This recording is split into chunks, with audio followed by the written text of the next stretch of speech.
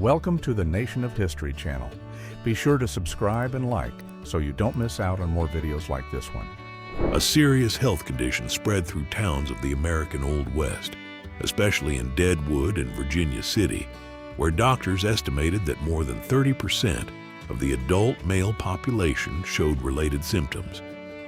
Its spread was linked to saloons, centers of social life, and risky customs at the time.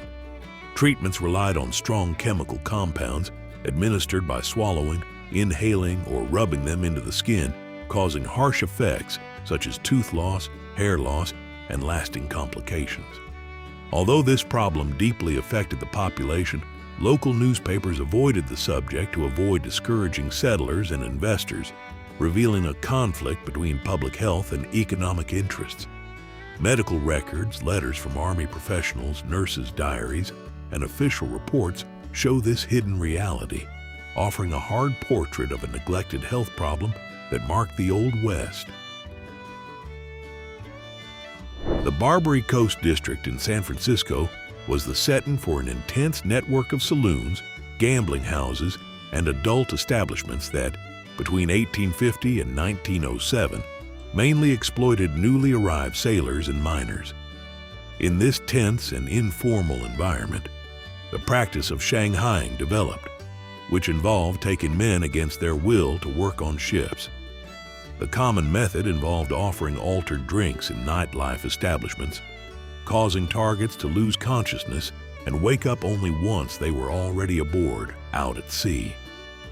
Agents known as crimps received between $25 and $55 for each man delivered to captains seeking crew members, creating systematic exploitation.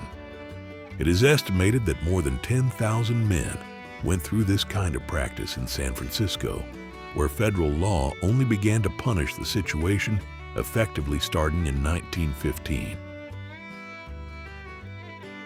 Mickey Finn was a bartender who gained notoriety in Chicago in the late 19th and early 20th centuries for carrying out a clever and risky fraud. Owner of the Lone Star Saloon, he altered customers' drinks with chloral hydrate, a sedative compound that quickly made a person lose the ability to react. While the customer was unconscious, Finn's accomplices took him to a nearby alley where his belongings were taken. In 1903, the practice was exposed by two employees during an internal dispute, leading to the closure of the establishment and the opening of a legal case. Case documents reveal that Finn used two different formulas, one to make the customer weak and another to cause immediate loss of consciousness. The expression "slip someone a Mickey," which today means altering a drink to affect someone, emerged from this fraudulent practice and survived far beyond the bar itself.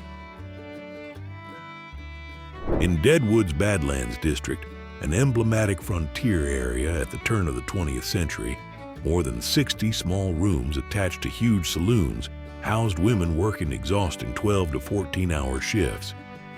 These spaces, often no larger than about 6.5 by 10 feet, were paid for daily by the women themselves, who had to cover fixed rent, commission for each customer served, and pressure to drink with patrons. Trapped in this routine, they could not leave the rooms during working hours, revealing the intense exploitation and rigid control of these environments. The life expectancy of these women was under 35, reflecting the harsh physical, emotional, and social conditions they faced.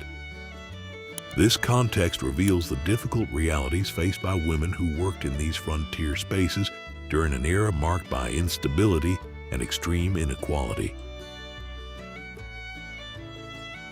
Vigilance committees emerged in the American Old West as a response to the absence or ineffectiveness of formal authorities during the mid-19th century, especially in rapidly growing places such as San Francisco in the 1850s and Montana in the 1860s.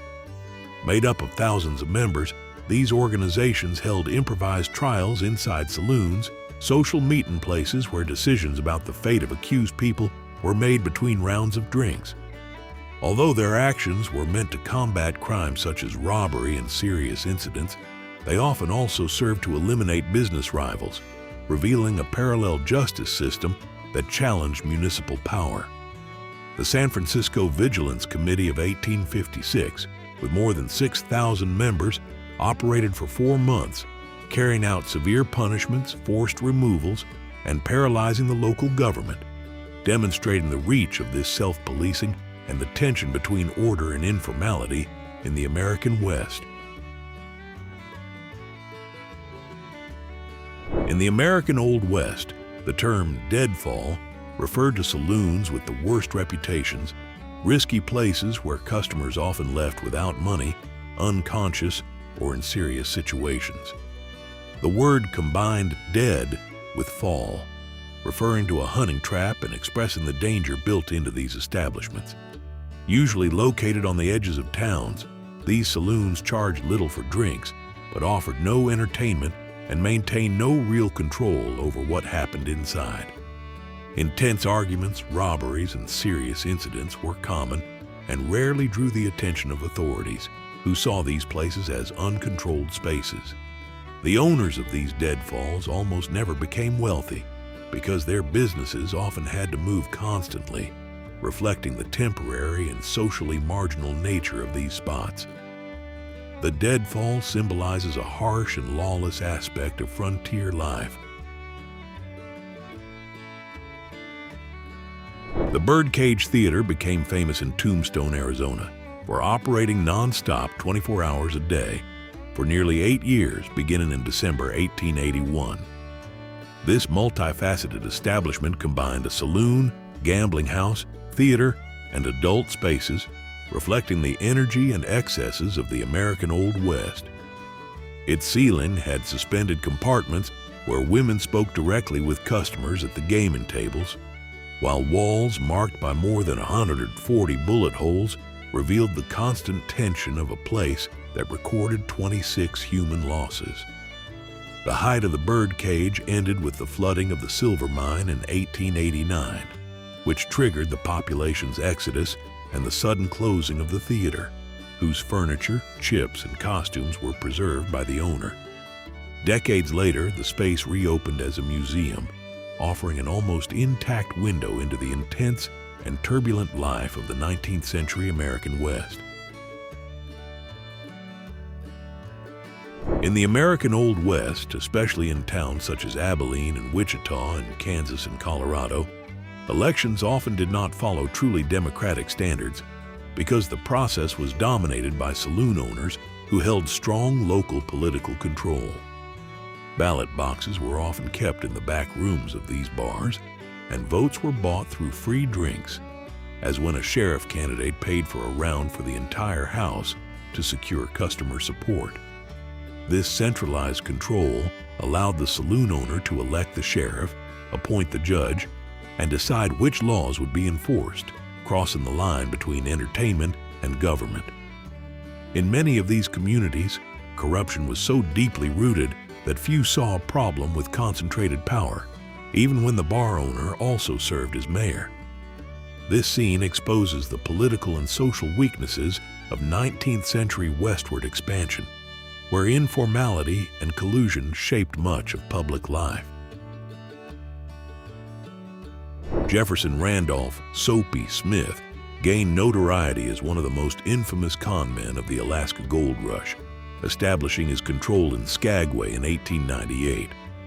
With a bar called Jeff's Place as his base of operations, he ran a wide network involving rigged dice tricks, fake telegraph offices, and a group of accomplices who exploited newly arrived miners. Beyond direct exploitation, Smith held strong control over local elections, reminiscent of political bosses in large Eastern American cities, imposing his authority with a visible weapon.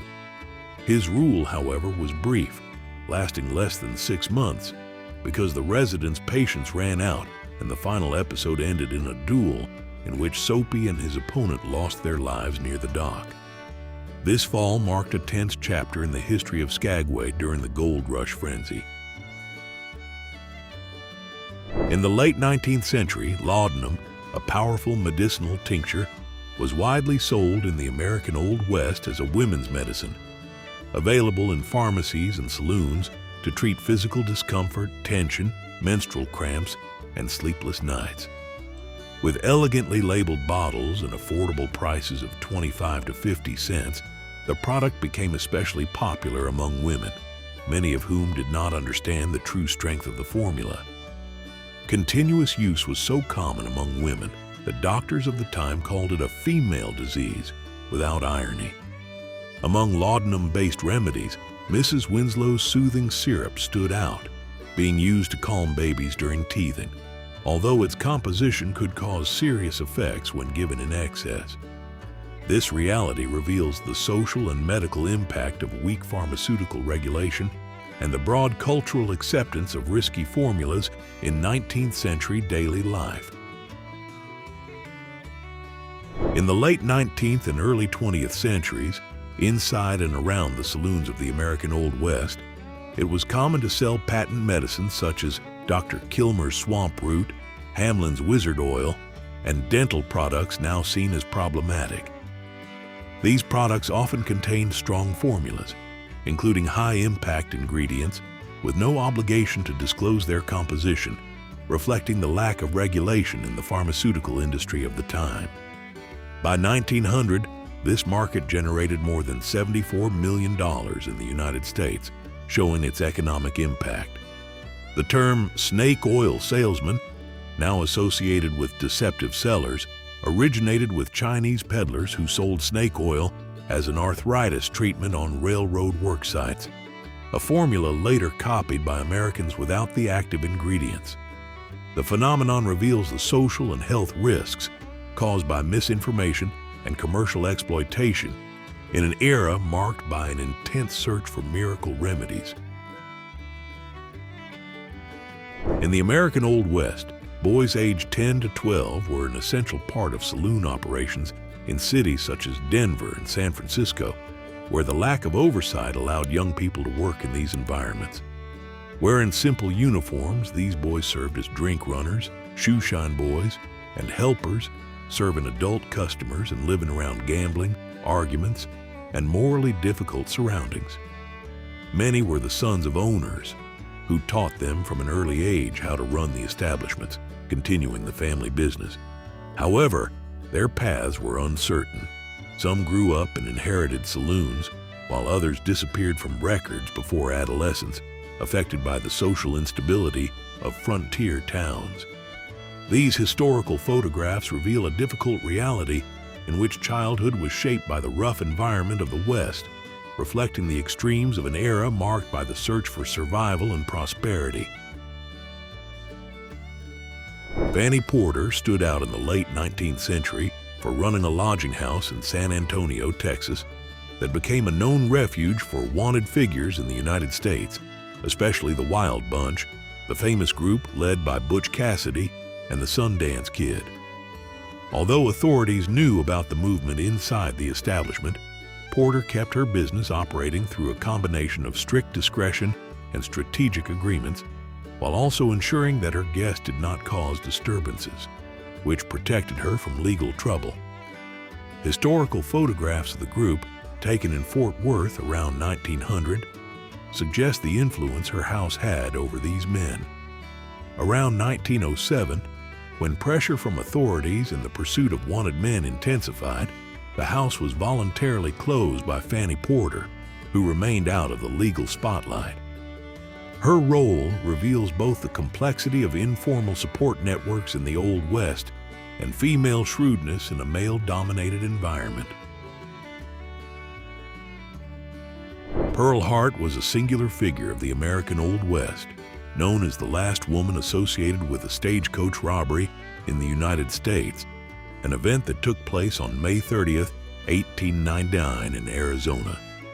Together with her partner, Joe Boot, Pearl became part of one of the final episodes of the traditional stagecoach robbery era, holding the driver while Boot collected passengers' belongings. Their escape through the desert ended in detention a few days later while they were sleeping under a tree. At trial, Pearl tried to appeal to her status as a woman to gain mercy and was initially acquitted by the jury. However, the judge overturned that outcome, ordering a new trial that resulted in 5 years in a penal institution, of which she served only part because the governor did not want women in that facility. After her release, Pearl Hart disappeared from historical records, leaving a blend of legend and reality that symbolizes the turbulent times of the Old West. In the American Old West, an unwritten social rule strictly separated women who worked in saloons from those considered respectable, creating stigma and limitations for the latter group. Married women or women with good reputations who entered a saloon lost social status, reflecting the rigidity of 19th century moral standards. This taboo created paradoxical situations, such as the saloon owner's wife who lived upstairs but never came down to the bar. Women's presence on the street also faced social rejection, with many avoiding walking in front of these establishments and crossing to the other side. The exception was women from the temperance movement who entered saloons to preach against drinking, sing, and empty barrels, revealing an intense cultural and social conflict involving gender, morality, and control of public spaces. This division illustrates the social tensions of the American West. In 1862, the United States government created the first federal tax on distilled spirits to finance the Civil War, provoking a reaction among distillers who refused to pay the fee. The moonshiners emerged. Informal producers who operated at night avoided federal agents and created friction in the Old West with the revenuers, the tax inspectors. In 1875, the whiskey ring case revealed a diversion scheme involving distillers and politicians in the government of Ulysses S. Grant, who diverted more than $3 million in taxes. This network supplied saloons with whiskey that was often better and cheaper than legally taxed liquor, especially in the mountains of Kentucky, Tennessee, and North Carolina. The dispute expressed an economic struggle and cultural resistance typical of the Old West, showing how excessive taxation and diversion schemes were central to the history of 19th century American distilling. In small towns of the American Old West during the 19th century, saloons played a fundamental role beyond being bars, serving as informal banks, post offices, and even improvised hotels. In the absence of official institutions, saloon owners stored money and valuables for miners who spent days or weeks in the mines, keeping ledgers that functioned like customer accounts. Letters addressed to miners and cowboys, many without fixed addresses, were delivered to these establishments, which also served as points of reference. Before newspapers arrived, saloons were primary sources of news, where travelers and residents shared information important to the community. In the back, simple beds were rented by the hour or night, offering cheap shelter for those with nowhere to sleep. This multifunctionality turned saloons into the social and economic core of growing towns, reflecting the adaptive organization of life in the West. Faro was the most popular card game in the saloons of the American Old West, surpassing the poker often shown in movies. Known as Bucking the Tiger, the game had one distinctive feature. Bettors played against the house, not against one another, making it clearly strategic.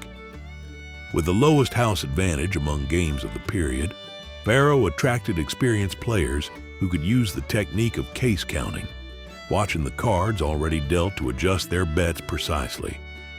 This skill gave the game an almost fair character, encouraging a culture of cleverness and attention to detail.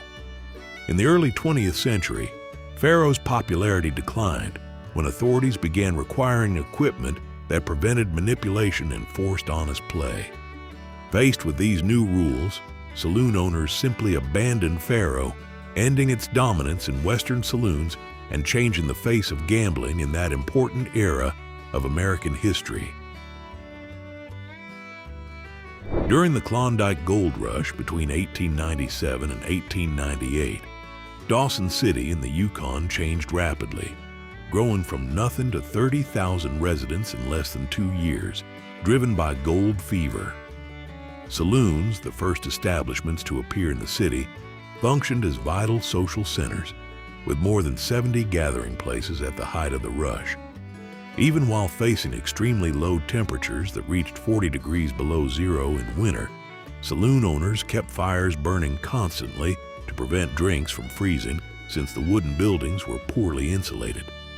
Gold dust circulated as currency, weighed on small scales at the bars, and some bartenders took advantage by collecting dust that fell into their hair, showing the hardship and inventiveness of frontier life.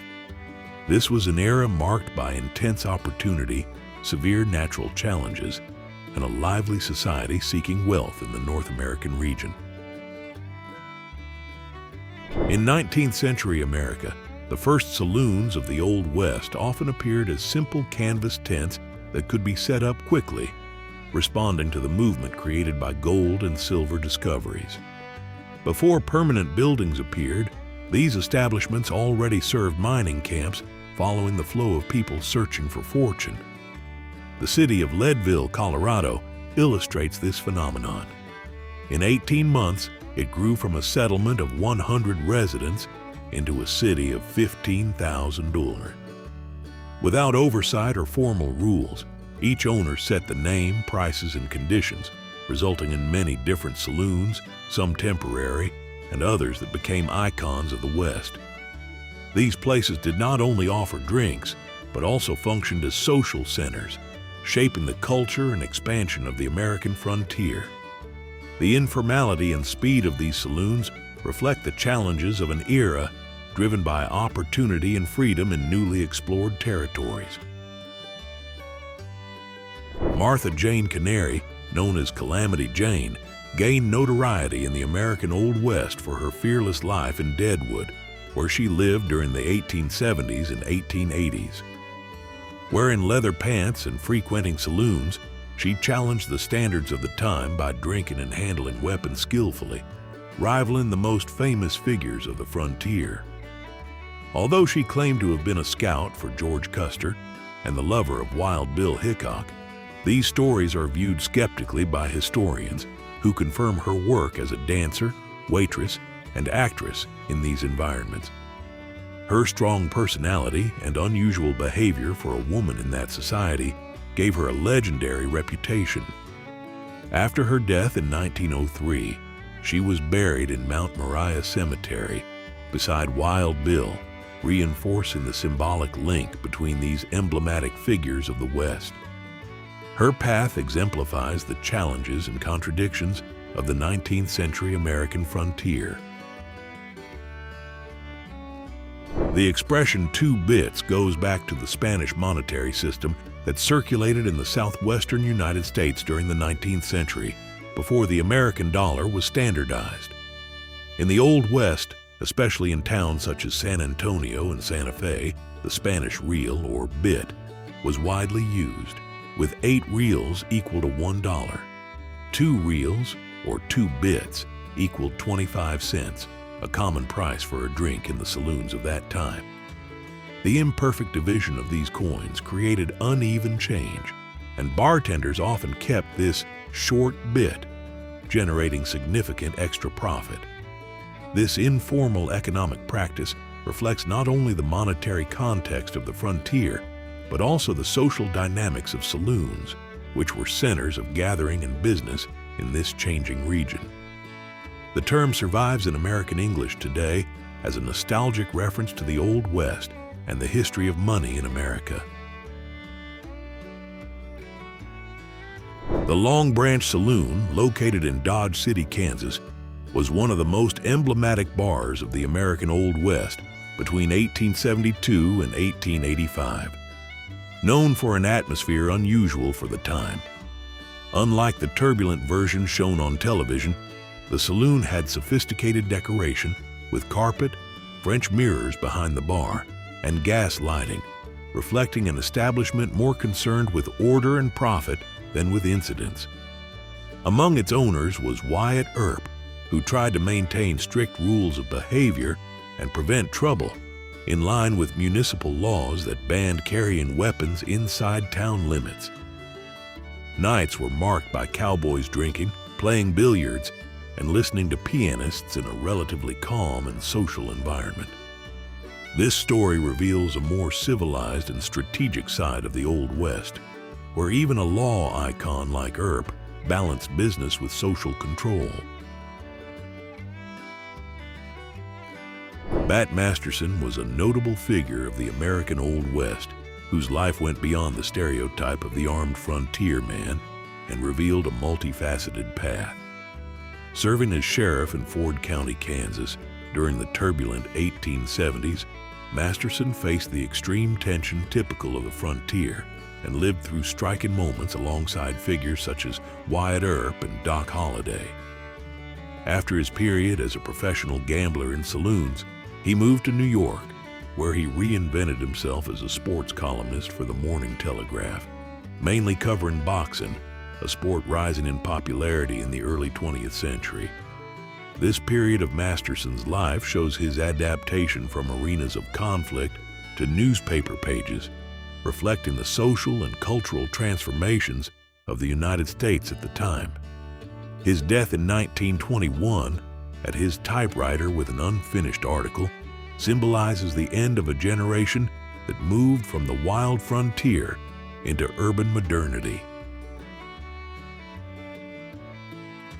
The official closing of the American frontier in 1890, declared by the United States Census Office, marked the end of an era of Western expansion that had fueled the saloon economy. These establishments, typical of a time when miners, ranchers, and soldiers moved through still developing areas, began losing customers with the end of cattle trails and the stabilization of towns. At the turn of the 19th into the 20th century, urban growth brought families, churches, and schools, which demanded social transformation and the removal of environments associated with the bohemian and often turbulent life of saloons. Although Prohibition in 1920 is often named as the cause of these bars' decline, many had already closed or adapted to new contexts decades earlier. The legal pressure of the 1920s simply removed the last survivors of a cultural model that the expansion of the United States itself had made obsolete. If you enjoyed this video and want to support the channel, please use the Super Thanks tool below. Your contribution helps us keep bringing you amazing historical content. Thank you so much for your support, and see you in the next video.